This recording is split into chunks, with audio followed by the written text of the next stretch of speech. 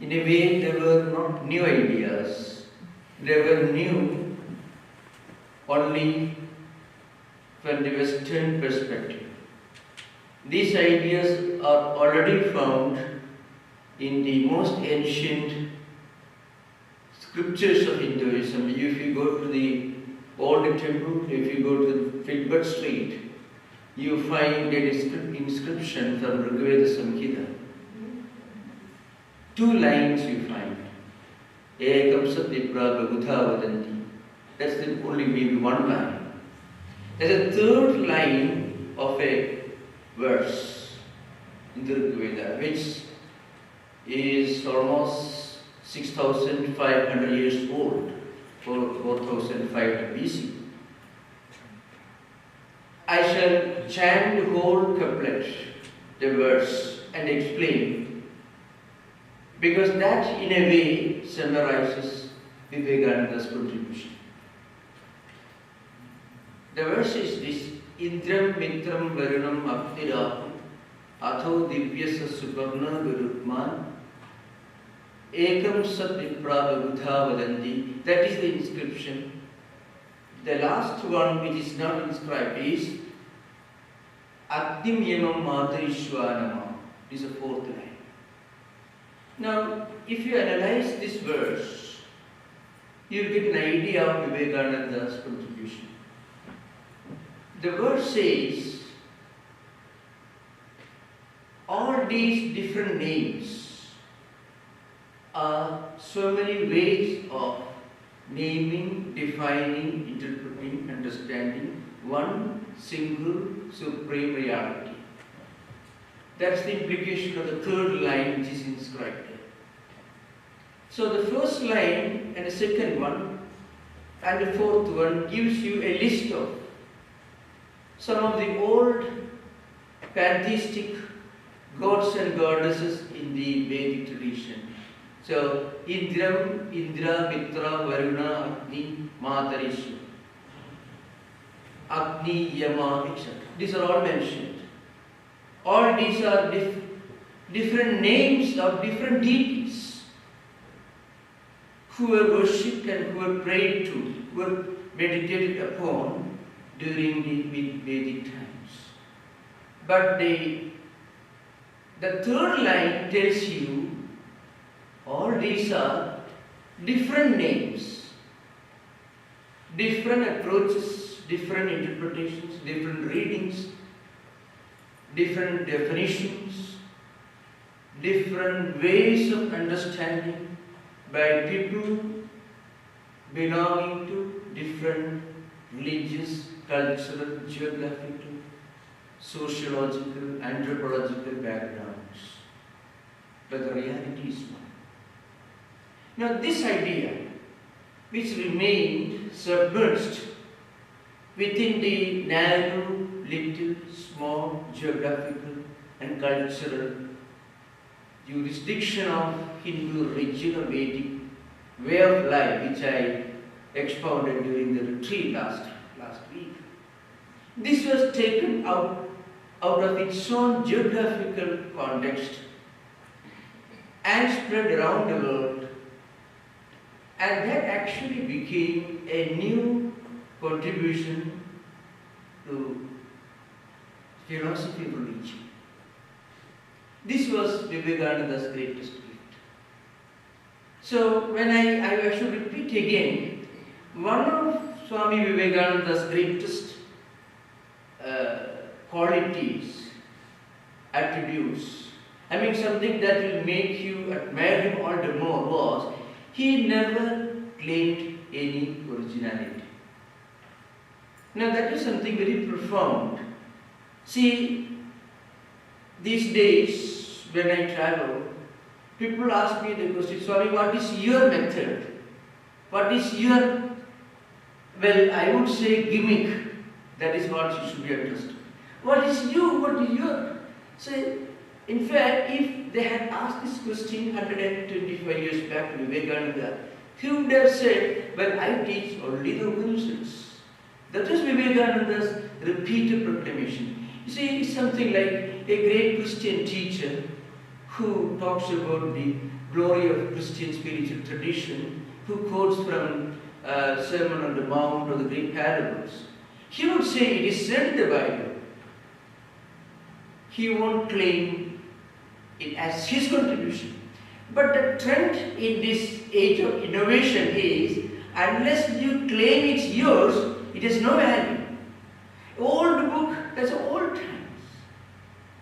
So often I used to repeat this again when I address students, especially university students, In science and technology, in business management, in marketing technology, the latest, the better. Because as science and technology march forward, you get new ideas, new methods, more effective, more efficient, more productive. But in philosophy and religion, the older the better.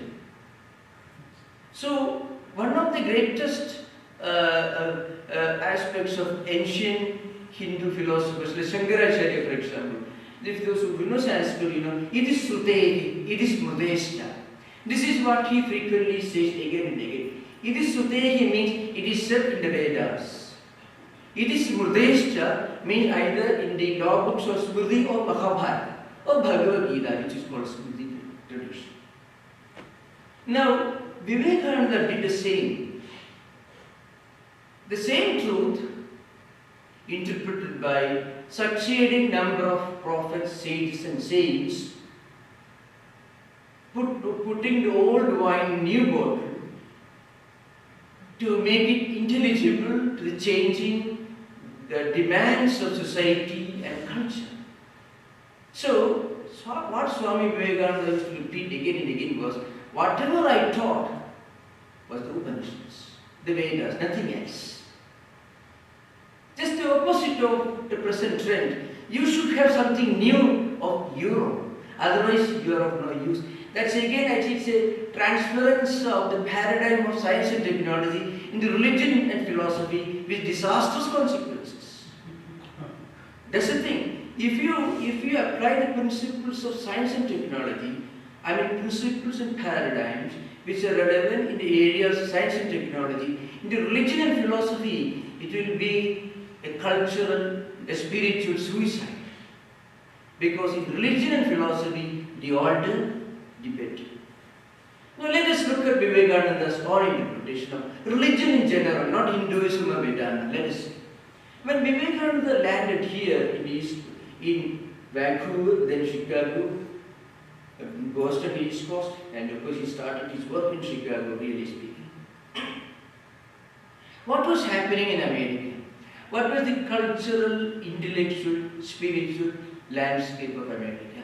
In some ways, if you read the work of the transcendentalists, if you read the popularity of the highly intellectual Eurocentric elites, mostly in the East Coast, there were many wonderful things to be proud of, especially compared to our times.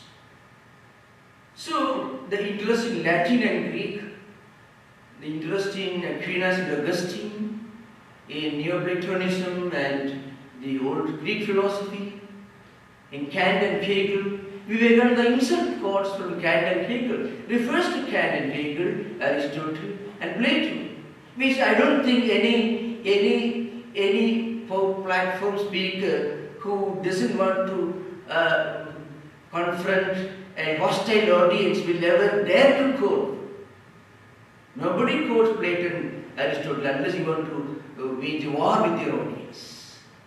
But during Vivekananda's times, even Vivekananda himself, probably Eastern monk, he's not an academic by profession, a monk, a wandering monk, who was traveling all over the Himalayas with just a lean, thin cotton cloth. This monk, wandering monk, comes to America and quotes from Aristotle, Philo, Plato, Democritus, Kant, Hegel, Darwin, and so on. And who says, I am a socialist, not because it's a perfect system, but because half a loaf is better than no bread. It is from Vivekananda. Mind you, long before Bolshevik Revolution. That's the effect of it. And Swamiji refers to Darwin. So Swamiji came at a time when people were questioning the very right of religion to exist on this planet Earth. What right do you have to preach Genesis after Darwin has published his original species? And what right do you have to talk about a transcendental moral authority sitting above the clouds who has no concern for the suffering people in this world? After Karl Marx and Engels brought out, of course, Manifesto and Das Kapital and all of the books. Now, these books were read by intellectuals in the East Coast and discussed.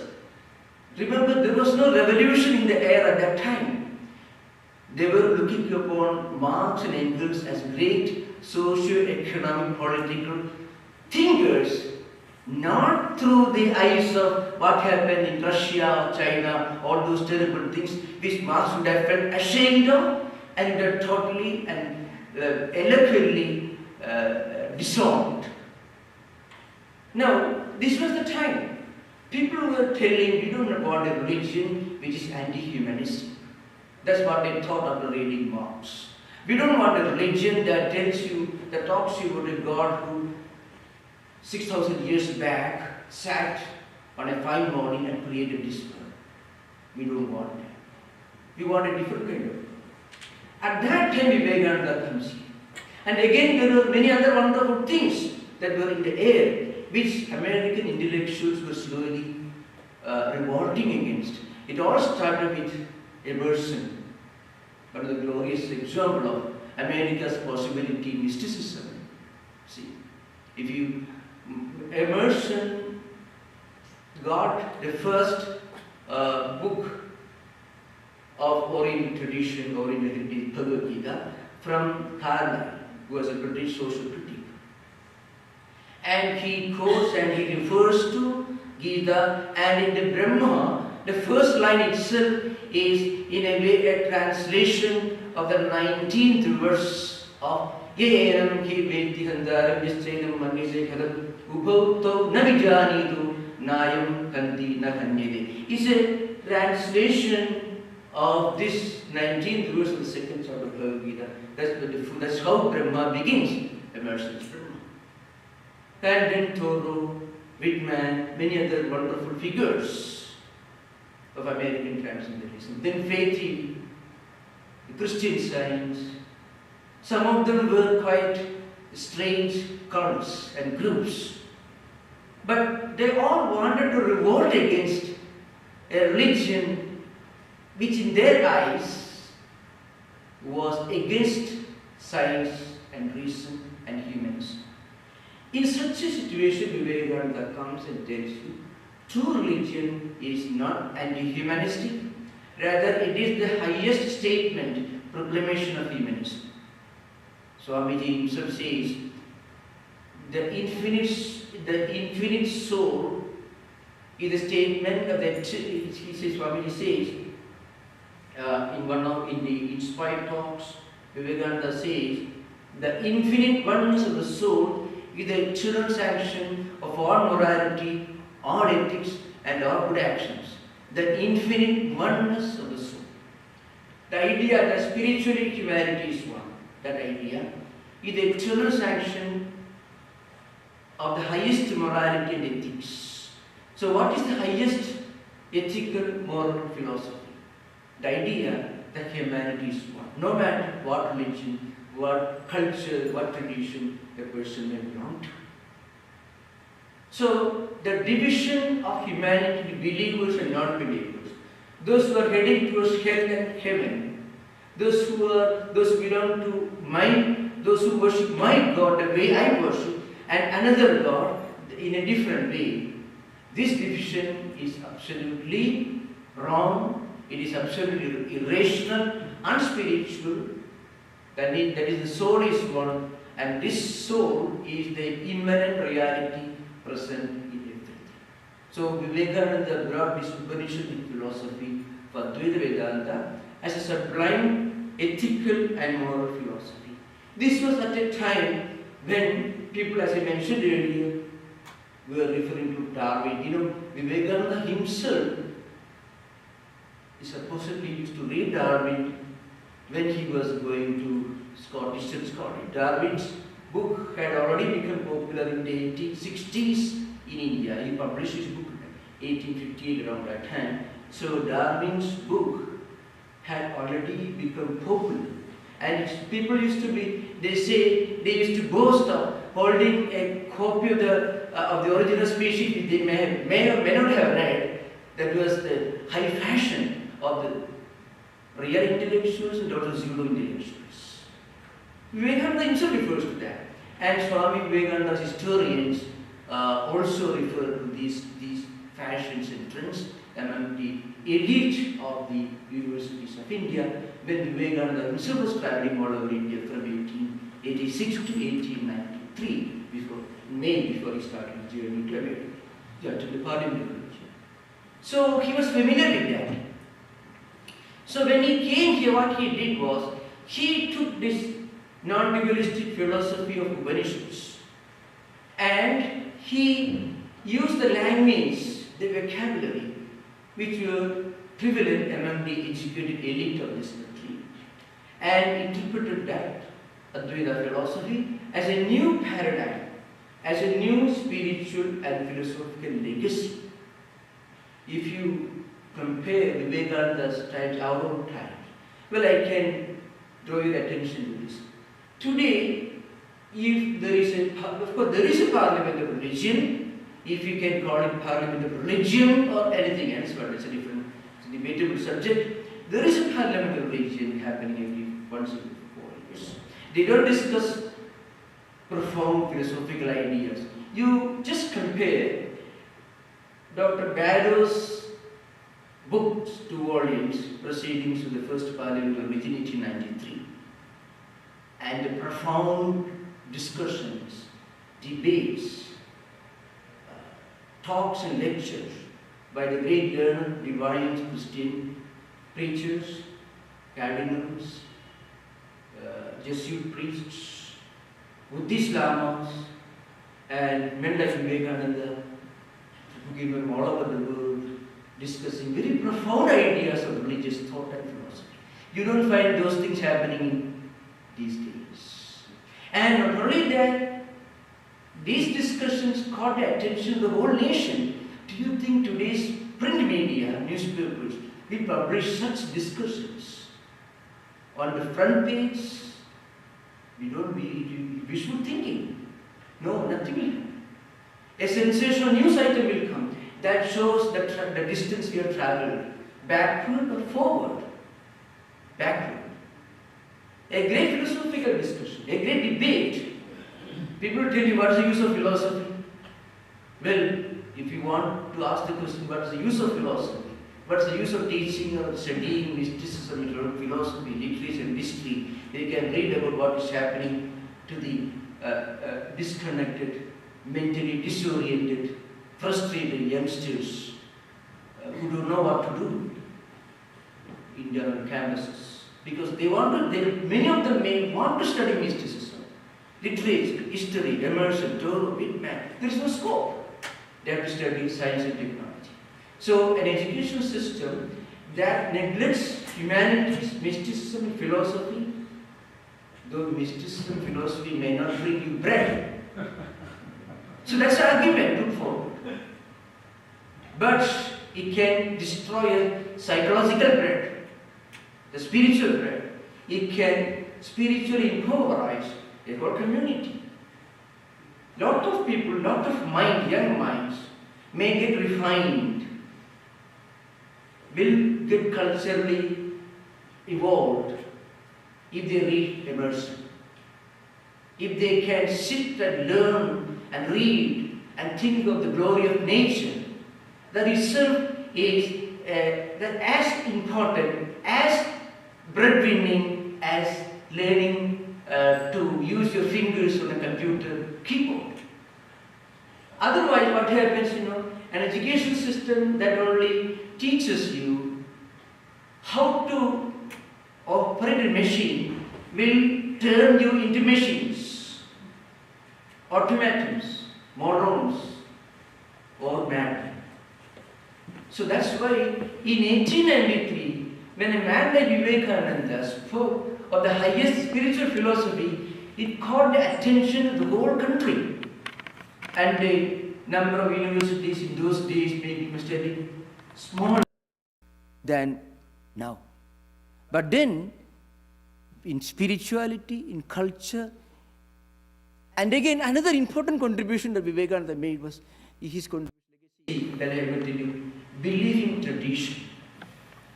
That is not unrelated to what I have been discussing so far. Belief in tradition. I began this speech by pointing out that Vivekananda never claimed originality. But we can see originality in him, and that originality is in the way he interpreted an ancient spiritual truth, which can never be manufactured, which can never be new. In fact, it's called a Purana, is the name, is a Purana Purusha. Purana is a synonym. It doesn't mean mythological books, really speaking. Pura Api Nava Purana means it is ancient, but it is the latest, is the new. Something which is ancient, but also new. That's the real meaning of Purana. So what Vivekananda gave us was an ancient heritage. A heritage, spiritual heritage of humanity. And a link with which we can connect ourselves with this heritage, the Upanishads. The Upanishads do not speak about one race, one religion, one geographical culture or anything. It talks about the evolution of humanity in spiritual life. And higher philosophy was an integral part of this evolution. So, it was the glory of America, which really is not a very ancient nation, to provide a platform for the proclamation of the most ancient traditional spiritual thought system to the whole world. That was Vivekananda. So when he talked about this Upanishadic truth, which is not in conflict with other religious traditions, which accommodates all other religious views, which respects all prophets and saints of all religious traditions, and also prophets and saints who actually did not affirm in the existence of God, like Buddha. Buddha did not believe did not affirm a created God. And Vivekananda said he was one of the greatest spiritual figures. In fact, it is one of the byproducts of Holy Pilgrimage. In fact, Buddhism is becoming a very popular way of life. That also began with the same parliament of religion in which Vivekananda proclaimed the Upanishadic Vedantic truth. So people who are intellectually frustrated with Darwin and Karl Marx and Engels, who are frustrated with the challenges of modern science and technology, found in Vivekananda a new paradigm. And that paradigm also eventually became a new paradigm for interfaith conversations. So in interfaith, there are three approaches: the exclusivism, the syncretism, and the dialogical approach. The third one is what is now very popular. Exclusivism, at least, is not very fashionable. No one will dare to be exclusivistic on a public platform addressing an adult educated audience in today's America. That's again one of the consequences of the parliament of religion. Syncretism, that's Vivekananda was dead against it. Today you can find, I don't go to church, I'm a Christian but I don't go to church. So I practice Vipassana, I practice mindfulness. Vivekananda would not have approved of that. Vivekananda would have told you, why don't you go back to your own Christianity? It has got some wonderful truths in that. And Vivekananda says, if you study Vedanta and then read the parables in the Sermon on the Mount, then you will learn to ignore the non-essential, the secondary detail, the socio-anthropological aspects of a great religious tradition, and you learn to focus on the universal, on the spiritual aspects of the religious tradition that you are born into. So syncretism also is not ideal approach. So Vivekananda, in a way we can say, it is not officially proclaimed that way. He is the exponent, the first or the original exponent of the dialogical approach in modern times. The dialogical approach means you respect and you accept all religious traditions, but you don't give up your own. Without giving up your own tradition, rather going deeper into the essence of your own tradition, which is what Vedanta wants us to do, then you find common grounds. So you will find how ridiculous it will be to quarrel with other religious traditions. So if you are different, it doesn't mean you're wrong. It only means you are approaching God from a different angle, using a different approach. The goal is not different, only the path you take may be different. So this is one unique approach. So along with that, Vivekananda also brings in the synthesis and harmony of the Eastern and Western culture, the good aspects, the positive aspects of the Western, modern, the scientific, the technological, and the Oriental, the traditional, the spiritual should be blended together. By Western, he didn't mean Western in geographical sense. It means, mostly it means, so if you read Vivekananda, you understand, he means following the science and technology, because in modern times, industrial revolution and all the consequent revolutionary discoveries were made in Europe and later in America in the field of science and technology. And the marvelous art of translating, implementing the fruits of science and technology in a highly organized, efficient manner, in a way, in a bigger way, started happening in this country. So Vivekananda, what he meant was this method of making use of the fruits of science and technology for the good of mankind without making use of those very powers that science gives you for the destruction of humanity. That blending harmony should happen. This should happen in the field of nation making, education, in lifestyle, everywhere. So this was a unique legacy of Vivekananda. So you find, in fact, no less a person than Romain Rolland, the French writer himself, sums up Vivekananda's contribution as harmony and synthesis. So when you harmonize, there is no friction. It is not blind imitation, giving up what you have and accepting what somebody has got. No. What it means is you assimilate the positive aspects of other traditions in a way that you don't run into a conflict or a friction in the process. This was actually a great contribution of Vivekananda. Now, in this respect, he gives some new ideas which in a way amount to a new contribution to India's own spiritual heritage. So, I am quoting these few sentences. Swami says, each soul is potentially divine. It is the essence of the Varishes. There is the same Atman, God present in all of us. Not God who created the world and sitting above the clouds. God who is sitting in the hearts of all of us.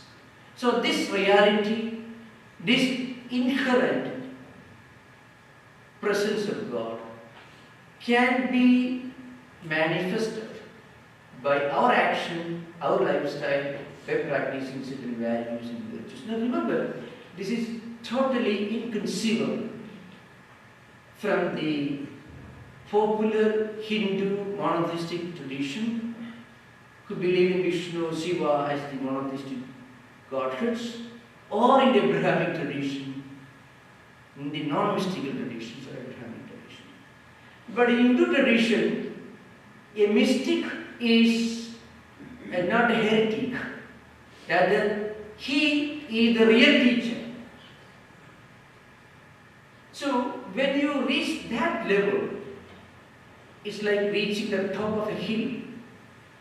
When you reach the top of the hill and look down, then you find there are so many roads, so many trails that different people take from different directions, different places, heading towards the same summit of the hill.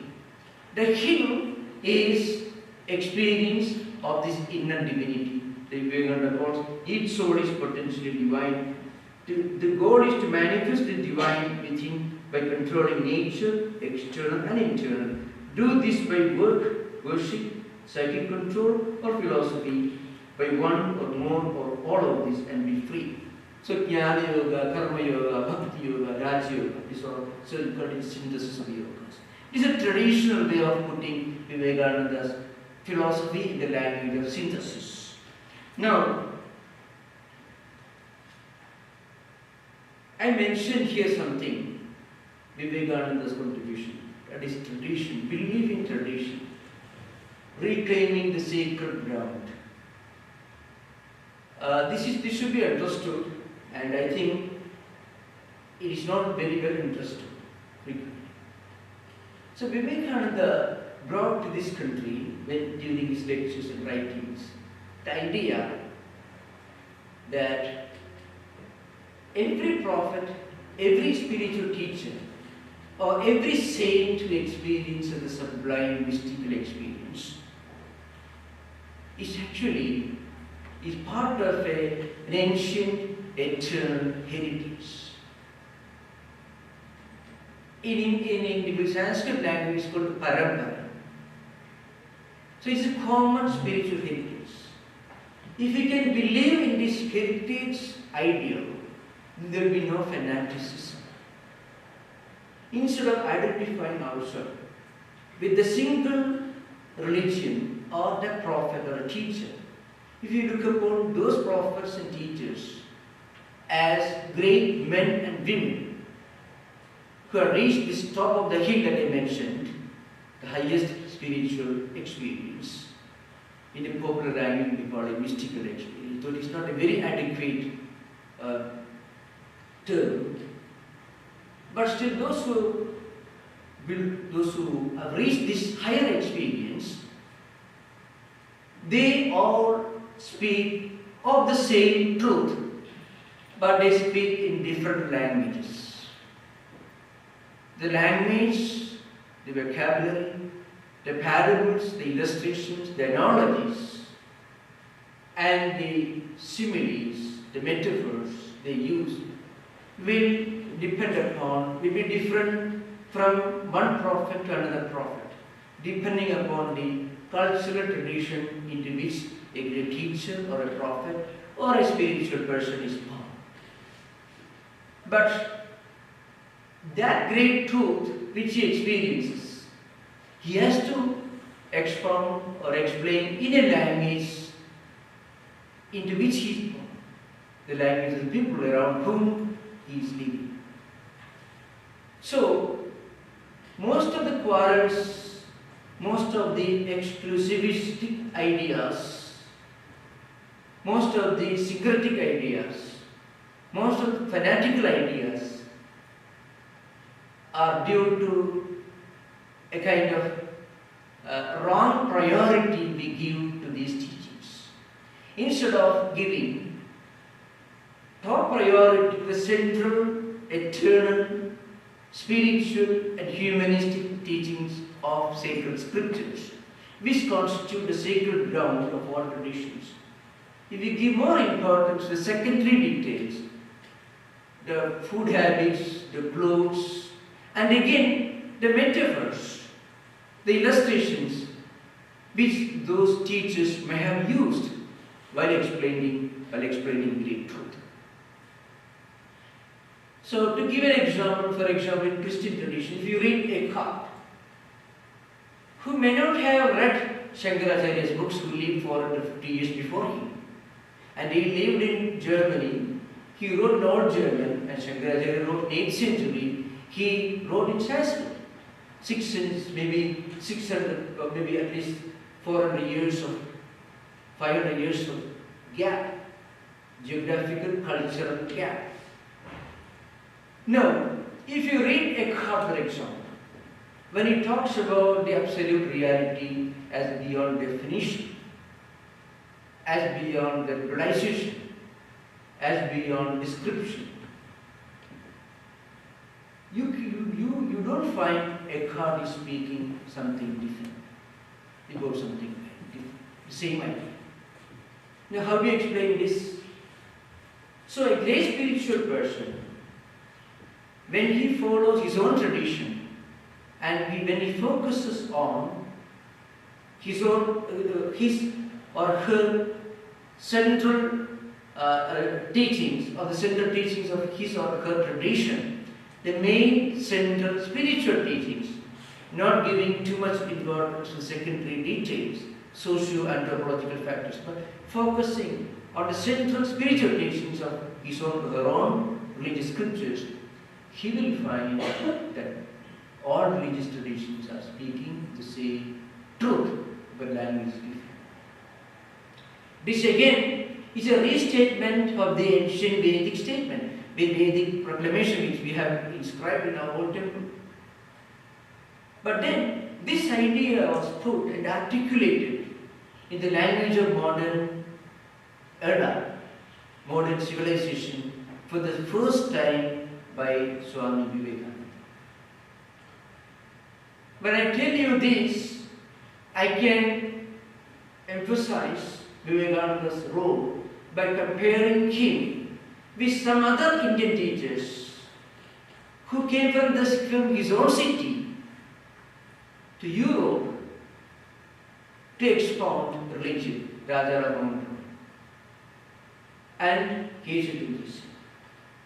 Two of them came from Calcutta. Raja Ram was the founder of the Brahma Samaj, who founded Brahma Samaj in 1828, came to London and lived for 3 years in England and passed away in Bristol. He was a social reformer, one of the early pioneers of social reform movements in India. And Keshav Chandrasen came much later.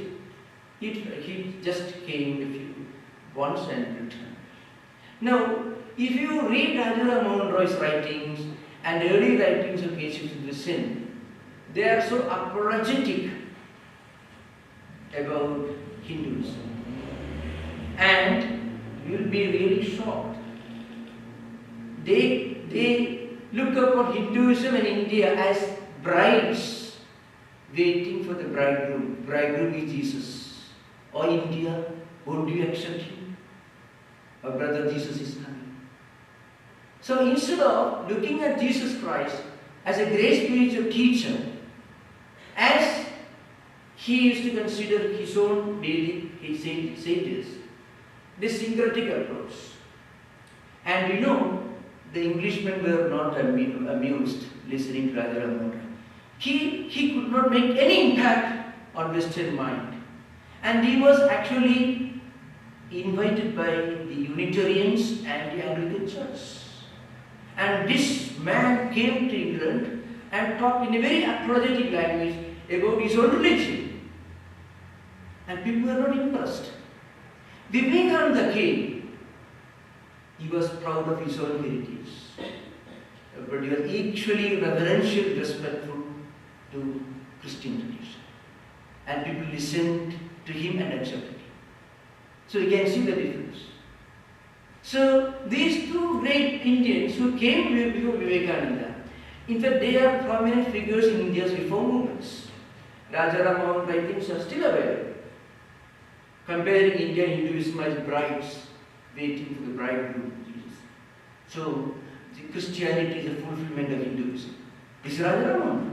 And later Keshav Chandrasen also, before he met Sri Ramakrishna Paramahamsa, whom later he accepted as a teacher, also spoke in the same language. But Vivekananda came, there is a wonderful scene during the early part of his coming here in Chicago. It was very cold. He reached in 1893, before the Parliament of Religion started. He did not have a recommendation from any registered organization. So he was practically a wanderer. So he had to spend the previous night, he had to spend one night in the railway carriage, being very cold. And next day he got up and he walked around the city. And in India, monks go about begging. In St. Franciscan friars, monks used to go about begging, alms in the name of St. Francis, medieval times. So in India also, monks, like Vivekananda, used to go about begging alms. So he started, and he did not know actually the difference between Chicago and India, Benares and other places. And he had some unpleasant experiences. And then finally he sat down on a bench, on a concrete bench in front of a church. And he there's a kind of soliloquy. He says, well, I take refuge in the hands of Jesus, Son of Mary, something like that, kind of inner prayer. Immediately a door opened in front of the bench on which he was sitting, and a lady came out. She found a youngster who looked like a stranger sitting there, maybe. And the lady came out and asked him, young man, you seem to be in some difficulties, may I help you?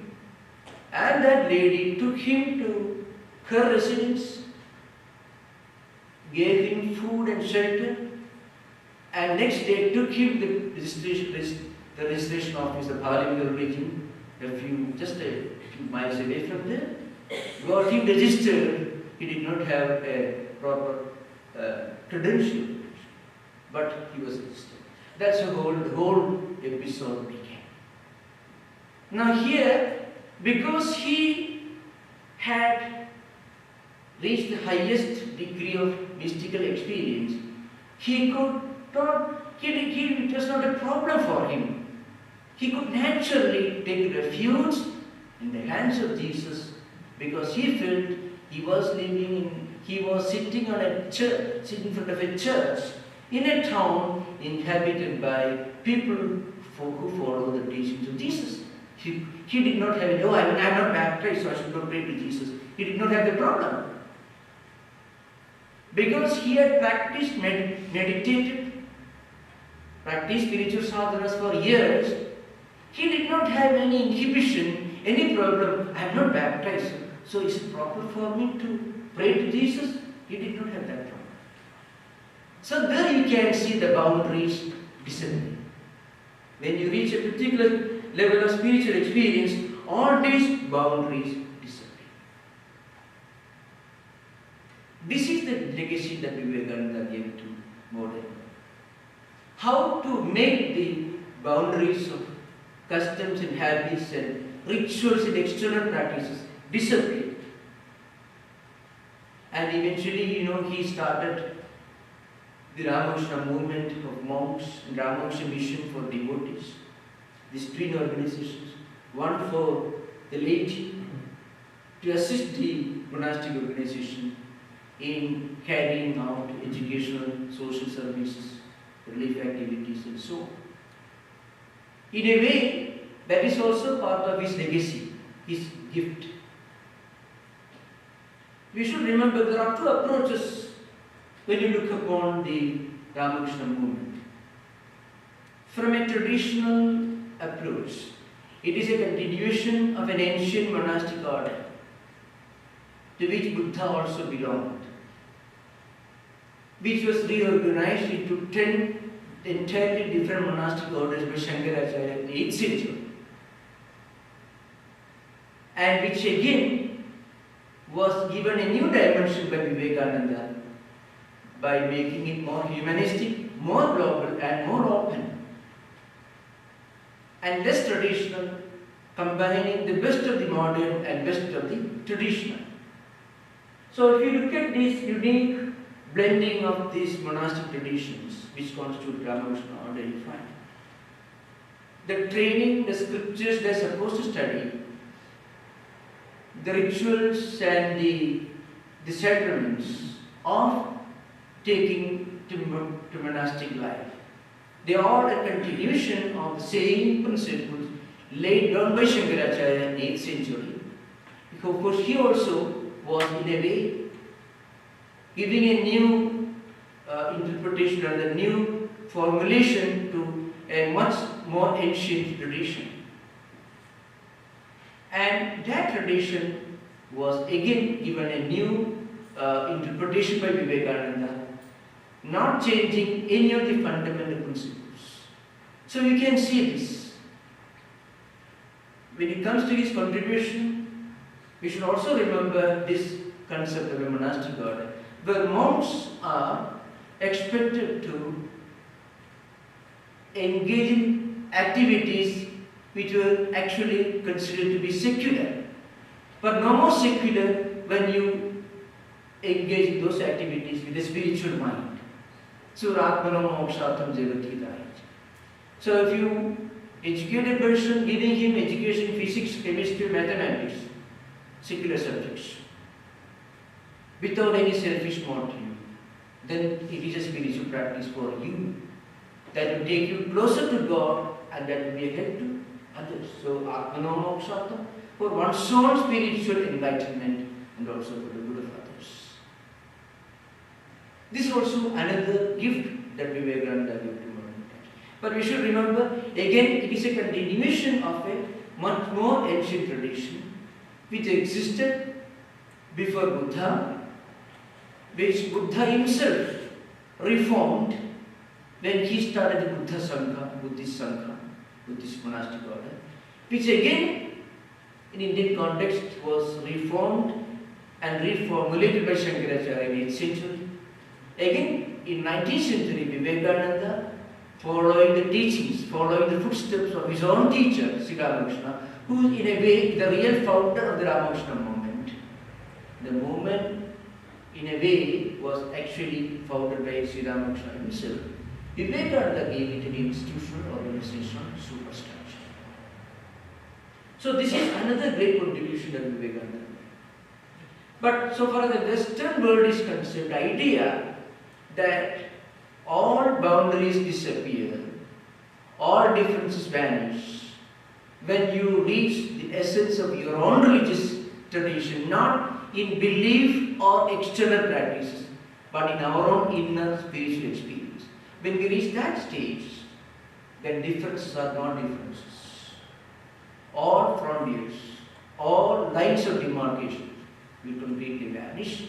You will be able to look upon humanity as one spiritual family.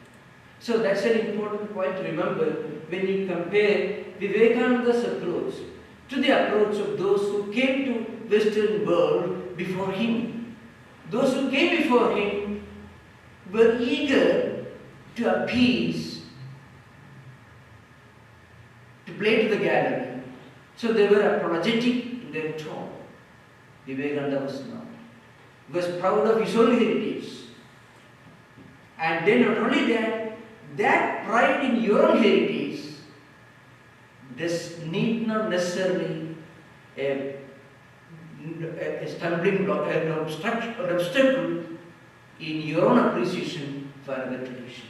Because when you go deeper enough to your own tradition, then you reach a sacred ground where you understand other traditions are the same, not different. That's why sitting on the concrete bench outside a Christian church in Chicago, after spending one full night in a full cold night in Chicago, in a railway carriage, when he felt that he was safe in the hands of the sons or the followers of Jesus, the follower of Jesus opened the windows and doors and gave him shelter and took him to the Parliament's registration office next year. That's how the whole chapter begins.